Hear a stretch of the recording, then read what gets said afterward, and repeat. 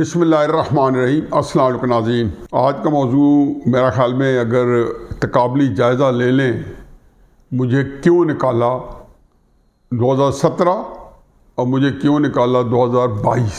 उससे पहले ये बड़ी दिलचस्प आजकल बहस छिड़ी हुई है कि मिफ्ता इस्माइल साहब ने फरमाया कि पाकिस्तान की 75 साल तारीख़ में पाकिस्तान ने जितने कर्ज़े लिए वो इमरान खान साहब की हुकूमत जो है वो अपने 3.5 साल के अंदर उनका 80%, यानी कि अगर पाकिस्तान ने 100 रुपये कर्जा लिया है इमरान खान साहब की हुकूमत के आने से पहले, तो इस वक्त 180 रुपये कर्जा जो है पाकिस्तान के ऊपर हो गया। उसका बड़े दिलचस्प जवाब दिया शौकत अजीज साहब ने, 80% नहीं 76%। यानी कि अगर पाकिस्तान ने आज तक 100 रुपये कर्जा लिया है पिछले 75 सालों में, तो इमरान खान साहब ने 3.5 साल में 76 रुपये बकौल शौकत अजीज साहब के लिया है। उस पर फिर तरह मिसरा लगाई मिफ्ता इस्माइल साहब ने कि जी अब अगर आपने बोला ही है सच तो पूरे 79 यानी कि 79%। तो अब अव्वल तो 76% जो टीवी के अंदर बार बार आ रहा है और 80%।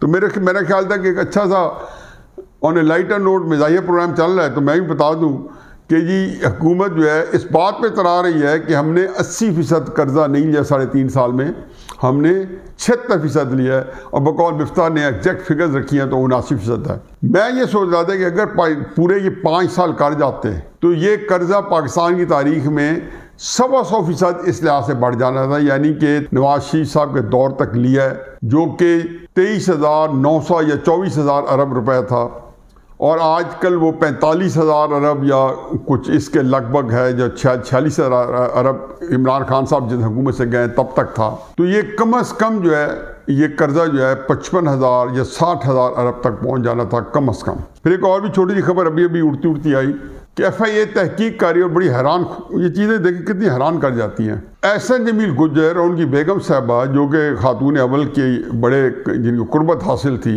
और जो आजकल खबरों में सुबह शाम है, तो इन दोनों को फरा गोगियापा और एहसन जमील गुज्जर साहब के जो बनीगाला जो विजिट्स हैं वो रिकॉर्ड नहीं किए गए। हालांकि वो कई रोज़ क़याम भी करते थे और उनका आना जाना बड़ा मुसलसल था, मुतवातिर था, यानी कि बड़ा फ्रीक्वेंट था, और वो उनके कोई रिकॉर्डिंग नहीं थी। FIA तहकीक कर रही है। इमरान खान साहब तो पहले ही उनकी सफाई देख के पब्लिक में अपने आप को शरीक जुर्म ठहरवा चुके हैं। अब आ जाए जी मुझे क्यों निकाला, जो हमारा मौजू है। मैं देख रहा था कि इमरान खान साहब जो है जो बयानिया बना रहे हैं और जिसमें वज़न है, मैं अगर वज़न ना होता तो शायद मैं किसी और जाविये से इस पर बात करता। वो ये कह रहे हैं कि जब मेरी हुकूमत में आखिरी 6 महीने में साल में मुसलसल हम तरक्की कर रहे थे, इशारिये जो मुआशी हैं ऊपर जा रहे थे, हम ग्रोथ में 6% से ज़्यादा अचीव करने लगे थे, टारगेट पूरा कर रहे थे, हमारा साइज ऑफ द इकॉनमी हमारा बढ़ गया था यकदम। तो हमें क्यों निकाला, क्या वजह बड़ी के निकाल दिया? पहली बात तो ये कि जब हफीज़ शेख साहब को निकाल के और शौकत तरीन साहब को लाए थे, तो मैं ये बात बावर कराता जाऊं कि हफीज़ शेख साहब के जाने के 10-15 दिन के बाद जब आपने अपना मुआशी जो डेटा दिया, जो इंडिकेटर्स दिए, उसके अंदर 4% शरह नमू कहाँ से माइनस से पिछले साल 4% तक पहुंची थी। तो मैं तब भी ये कह रहे थे मैं हफीज़ शेख साहब को निकालने की क्या वजह थी कि ये तरक्की दे के अगर आपने उसको ये सिला देना है।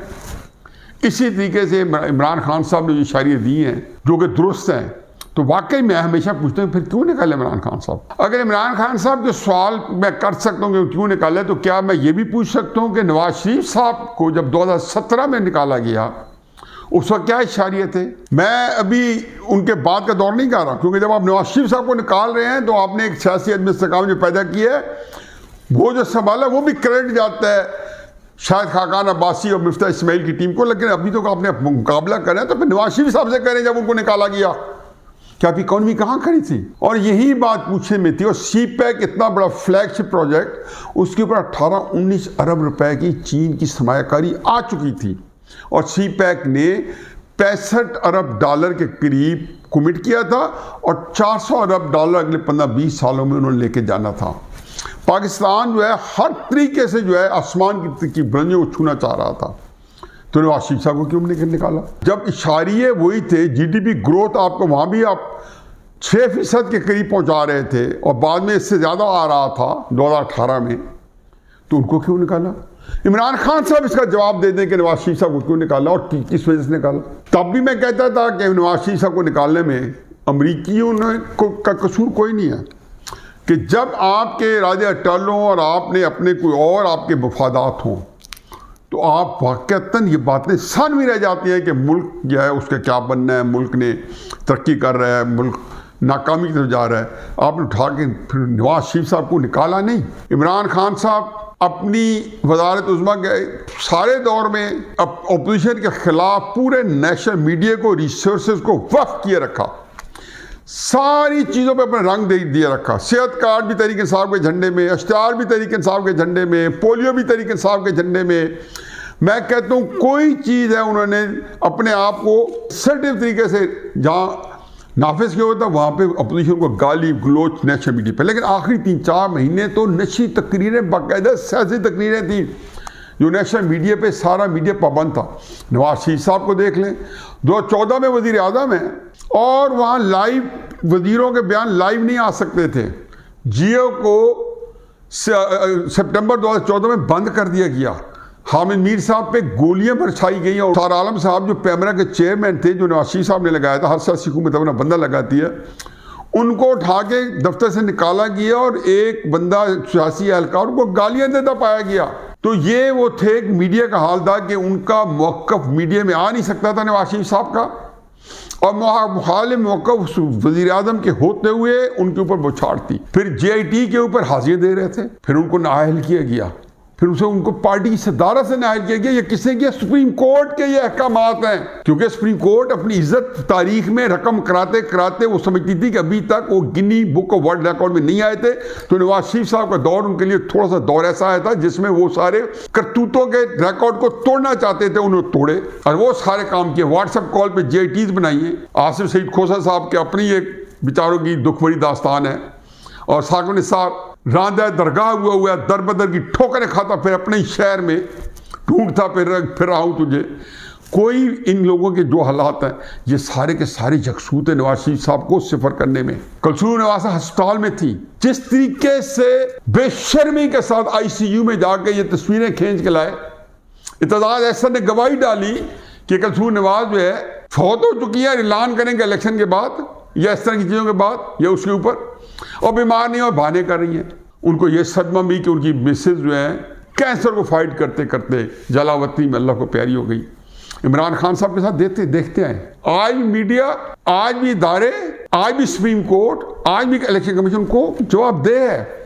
उस वक्त इलेक्शन कमीशन, RTS, क्या क्या नहीं थे, ये सारे के सारे नैब है, इलेक्शन कमीशन है, हमारी अस्करी क़यादत है, दिन दहाड़े ट्वीटें कर करके उस हुकूमत को हल्कान किए रखा। कौन ही जानता कि क्या हुआ।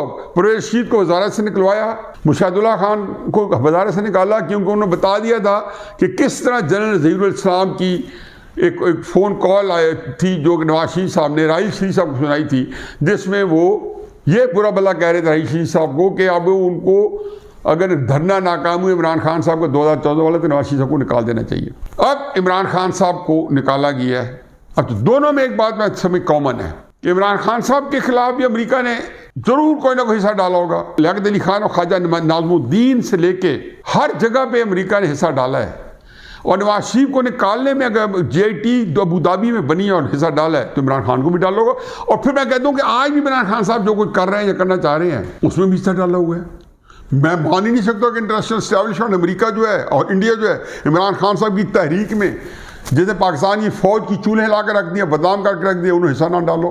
ये 5th या 6th या 7th या 8th या 9th या 10th जनरेशन वॉर जो है उनको तो ऐसे मिली है, हमेशा करते हैं। मैंने खुद बताया कि जब मैं एक्टिविस्ट था तो हम भुट्टो साहब के खिलाफ तहरीक चलाते थे, तो आज तक जो फोर्सेज हमारे साथ आके ताउन करती थी, मैं जब मुड़ के देखता हूँ तो मुझे यकीन जानो कि तकलीफ होती है कि ये लोग हमारे साथ अपना हिस्सा डाल रहे थे जो पाकिस्तान दुश्मन कुव्वतें थी, क्योंकि वो अफरा तफरी चाहती है। उनको सिर्फ एक फ़ायदा होता है कि यार मुल्क के अंदर सियासी इस्तेकाम होगा, न चीन आ सकेगा, न पाकिस्तान को आज़ाद खाजा पॉलिसी बना सकेगा, न पाकिस्तान के बाद मईशत होगी, तबाही बर्बादी होगी। अब इमरान खान साहब जो हैं उन्होंने इसके लिए जो नुस्खा कीमिया तलाश किया वो ये किया कि जी उन्होंने कहा जी लॉन्ग मार्च किया जाए, इनकी मीशत में उन्होंने लैंडमाइन बिछाई ताकि चले नहीं और उसको ना चलाया जाए। लेकिन इमरान खान साहब के निकालने में और नवाज शरीफ के निकालने में ज़मीन आसमान का फ़र्क है। क्या उनसे पार्टी सदारत छीनी गई? उनको नाअहल करा दिया गया? उनको तो इंटर जो पार्टी फंडिंग केस है जिसमें नाअहली 100% यकीनी है, जिसमें चोरी हैं, डाके हैं, टीटी हैं, 2014 से चल रहा है, आज तक उनके पास देखें, हिम्मत देखें कि इलेक्शन कमीशन जो घबरा रहा है, फैसल वाडा के ऊपर देख लें, कासिम सूरी के ऊपर देख लें कि नाअहल करा दिया बलूचिस्तान हाई कोर्ट ने, और सुप्रीम कोर्ट में वो 3 साल से केस पड़े, 3.5 साल से कोई जवाब नहीं है। किसी जगह पे कितने झूठ बोले हैं, पकड़े गए हैं। डी चौक में इमरान खान साहब ने बंदे भेजे हैं, सुप्रीम कोर्ट के 4 जज साहबान कहते हैं कि इमरान खान बेचारे तक खबर पहुंची नहीं है, सही नहीं पहुंची, सही मुआवजा देना चाहिए, ये शक का फायदा जरूर देना चाहिए। काश ये शक का फायदा पाकिस्तान को भी दे देते, रियासत पाकिस्तान को भी सुप्रीम कोर्ट दे देता। कई कसूर रियासत पाकिस्तान ने और इससे पहले भी कायदीन ने किए होंगे जिनमें हो सकता है गलतफहमी हुई होगी। जो मुझे क्यों निकाला, इसमें आपने दोनों को देख लिया। ये बिल्कुल दुरुस्त है कि असल पाकिस्तान की तबाही बर्बादी का जो बंदोबस्त है नवाज शरीफ साहब को निकालने से हुआ। कोई नहीं कि किसी ने इमरान खान को फंसाया हो।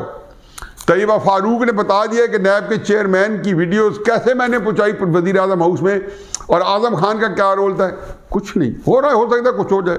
अब मसला यह है कि इमरान खान साहब की जो है ना, नवाज शरीफ साहब की सियासत, पॉपुलैरिटी इमरान खान साहब से ज़्यादा मिली थी। क्या हम भूल गए कि नवाज शरीफ साहब जो है जब जीटी रोड से आए थे बगैर प्लानिंग के आए थे। खुदा गवाह कि 1 दिन पहले अनाउंस किया या 2 दिन पहले, क्योंकि हुआ ये था कि नवाज शरीफ साहब एक संडे को मोटरवे के जरिए पर लाहौर आ रहे थे और सैटरडे को उन्होंने मरी से वापस इस्लामाबाद पहुंच के वहाँ उन्होंने कोई प्रेस वालों से मुलाकात करनी थी। मैं इस्लामाबाद में फिर रहा था, किसी दोस्त का फ़ोन आया कि मैं इस्लामाबाद आया हूँ और नवाज शरीफ साहब यहाँ पे पहुँचे हुए हैं, तो वहाँ पे उनके साथ लंच है, तो अब तुम कहाँ हो? मैंने कहा मैं भी इस्लामाबाद हूँ। उन्होंने कहा अच्छा आपको बुलाया हुआ है। मैंने कहा नहीं जी, मुझे तो किसी ने नहीं बुलाया, मुझे तो पता ही नहीं है। पर मैं तो भी मुझे वापस लाहौर जाने के जियो ने, कल नवाज शरीफ साहब ने आना है मोटरवे पे, तो जियो ने मुझे कहा है कि आप आज शाम 7 बजे से लेके और अगले दिन भी सारा दिन पूरा आप जियो के ऊपर बैठेंगे, क्योंकि आपने कवरेज करनी है हमने लाइव, और थोड़ी थोड़ी देर बाद एनालिस्ट में चेंज होते रहेंगे। तो मुझे तो लाहौर पहुंचना शाम 7 बजे से पहले। थोड़ी देर बाद मुझे मरियम औरंगजेब साहब का फ़ोन आया कि नहीं मुझे पता चला आप इस्लामाबाद में, तो प्लीज़ आप आ जाएंगे। 12 मैं आपको किया, तो नवाज शरीफ साहब से मैंने पहले उन्होंने अपनी बात बताई। पहला बंदा मैं था जहाँ पे वहाँ पे एक बात की, मेरे सामने बैठे थे। मैंने कहा मियाँ साहब मुझे ये बताएं, ये जो मोटरवे से लाहौर जा रहे हैं, मैंने अखबार में पढ़ा है कि ये आपकी पार्टी का फैसला है और आप वहाँ सारे MNA MP बड़े लीडर बैठ के मरी में ये फैसला किया है, लेकिन ये आपकी सियासत को तबाह बर्बाद करने का फैसला है। आप मोटरवे से क्यों जा रहे हैं? GT रोड इस्लामाबाद के दरमियान में आपके पास 58 MNAs हैं, मुस्लिम यून के इलेक्टेड है, और GT रोड पे लोग जाया करते हैं। तो मियाँ साहब ने कहा फिर कभी चले जाएंगे। मैंने कहा मियाँ साहब एक ही दफ़ा अपने लाहौर जाना है, तो आज़म शिप से निकलने के बाद अब एक ही दफ़ा जाएंगे, अगली दफ़ा जो जाएंगे वो ये नहीं होगी। बार मैं वहाँ से चला, बाद में पता चला कि मियाँ साहब ने फैसला बदल लिया है, और वो 2 दिन बाद उन्होंने ऐलान किया कि मैं GT रोड से आऊँगा। ना को प्रोपेगेंडा किया गया, ना हर जगह बताया गया कि मैं इस्लामाबाद के लिए कॉल दूंगा तो 25 लाख लोग निकलना, करो वादा। एक बंदे से कस्में खिलाई गई, जलसे किए गए, कैंपेन चलाई गई। कोई भी ऐसा नहीं था जब मियाँ साहब GT रोड पर निकले थे। 2 दिन पहले तय था कि मोटरवे से आना है। बल्कि मैं छोटा सा लतीफ़ा कि मैंने कहा मियाँ साहब आप GT रोड से जाएंगे, मैं आपको बता दूं, लोगों को पता चल गया कि आप आ रहे हैं, GT रोड चौक हो जाएगी। तो वहाँ इत्तेफाक से मरी नवाज साहबा, जिनसे मेरी उससे पहले कभी मुलाकात नहीं हुई थी, हम एक दूसरे को जानते ही नहीं थे, और कोई बैठी थी तो उन्हें दरमियान में लुकमा दिया कि न्याजी साहब हम मोटरवे को भी चौक कर देंगे कल जाएंगे। तो मैंने कहा बीबी अगर आप मोटरवे को चौक कर देंगे, मैं मान लेता हूँ आपकी बात, जो मैं बिल्कुल एग्री नहीं करता था, तो फिर GT रोड क्या असर होगा। चुनाचे मियाँ साहब की मेहरबानी कि उनके ज़हन में ये बात आई, बाद में मशवरा किया, मेरे वहाँ से निकलने के बाद उनकी पार्टी ने कुछ लोगों ने बिठा लिया, तो GT रोड से। फिर आप देखें कि GT रोड पे हशर क्या हुआ, आज भी उसके देख लें। ये अपना लॉन्ग मार्च जिसकी तैयारी ये 3 महीने कॉल करते रहे, कॉल करूंगा 10 लाख आएंगे, कॉल करूंगा 20 लाख आएंगे, मैं 25 लाख बंदे लाऊंगा। मैंने कहा इसको रोको, ये 1 करोड़ बंदा ले आएगा इमरान खान, इसको ये जो है ना, अब इनका तो कहीं किसी और ट्रांस में है। मियाँ नवाज शरीफ ने वो नहीं किया, बल्कि कलसूम नवाज साहबा को अपनी सीट पे जब इलेक्शन लड़वाया, खुदा गवाह है कि पाकिस्तान के अंदर जितने तरीके मौजूद थे तहरीक लब्बैक को इलेक्शन लड़वाने से लेके और जमात दावा को इलेक्शन लड़वाने से लेके और सारे जो वहाँ इलेक्टेड नाज़िम थे मुस्लिम नून के सबको अपने साथ मिलाने के लेके और खत्म नबूवत का नारा लगा के और नवाज शरीफ साहब के ऊपर जो है गुस्ताख रसूल सल्लल्लाहु अलैहि वसल्लम का नारा लगाने के बावजूद क्या असर हुआ था?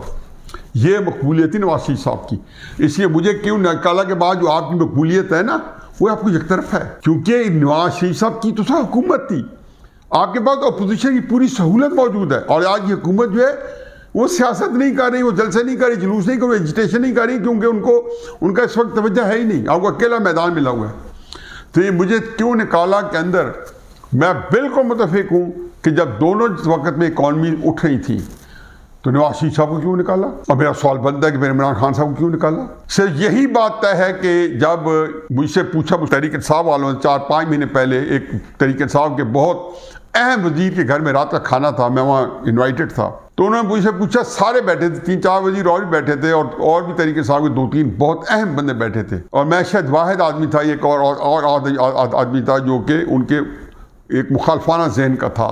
मुझसे पूछा कि आप हमारी हुकूमत को कितना वक्त दे रहे हो, ये बात होगी दिसंबर 2021 की, तो मैंने कहा था मेरी बात जहन में रखें, जवाब आपको पता है, मुझे नहीं पता। अगर तो एस्टेब्लिशमेंट आपके पीछे खड़ी है तो आपको कोई बंदा निकाल नहीं सकता, कोई अदम एतमाद की तहरीक कामयाब नहीं हो सकती, और आपके पीछे से अपना हाथ जो है वो उठा लिए, आपके सर के ऊपर से अपना हाथ उठा लिए, तो आपको कोई बचा नहीं सकता। सारों के मुंह लटक गए। मैंने कहा इसका जवाब इमरान खान से पूछे, उनको ही पता होगा, आपको भी पता होगा। और फिर फवाद चौधरी ने एक दफ़ा कह भी दिया, अभी वज़ीर आज़म थे, कि अगर एस्टेब्लिशमेंट हमारे साथ रहती तो हमें कोई नहीं हटा सकता था। चुनांचे इमरान खान साहब आखिरी वक्त तक उनका ख्याल था कि मैं इस दफ़ा डरा के एस्टेब्लिशमेंट को रखूँगा, जो उनके हमाकतों की में मज़ीद हमाकतें ही थी और कुछ नहीं था। चुनांचे मुझे क्यों निकाला ने इनफैक्ट पाकिस्तान का भरकस निकाला, इसमें दो राय नहीं है, चाहे नवाज शरीफ साहब को निकाला गया, चाहे इमरान खान साहब को निकाला गया। ये मेरी एक दाना राय है, बाकी रहे नाम अल्लाह का। वमा अलैना इल्लल बलाग।